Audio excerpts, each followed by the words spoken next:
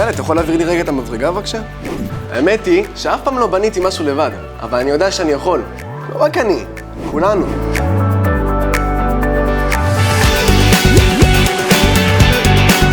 לכל אחד מאיתנו מתאים משהו אחר.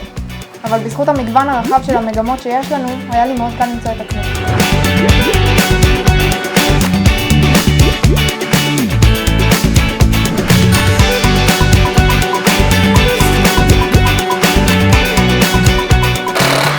אנחנו בונים ספסלים לבית ספר שלנו, ואני ממש מרגיש כאילו אני בונה ספסל לבית שלי.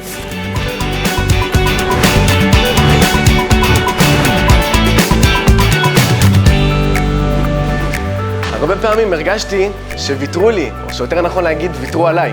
אבל כאן, בעמית דתי ירושלים, אין כזה דבר לוותר. וואלה, המורים בבית ספר זה לא מורים, זה כמו חברים, הם דוחפים אותך, הם עוזרים לך ללמוד, נשארים איתך אחרי בית ספר ללמוד, מתקשרים אליך אחרי הלימודים, אין דברים כאלה. הבית ספר הוא כמו חממה, יש רגעים שפשוט לא רוצים ללכת.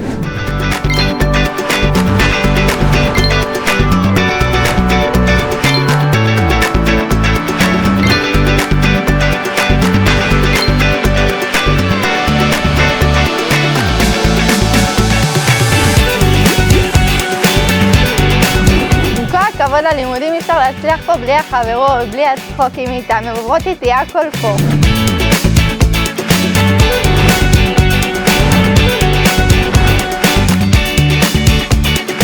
אצלנו בעמית טכנולוגי דתי ירושלים, אנחנו לא רק מאמינים בתלמידים שלנו, אנחנו נותנים להם תחושת מסוגלות וכלים להצלחה בחיים.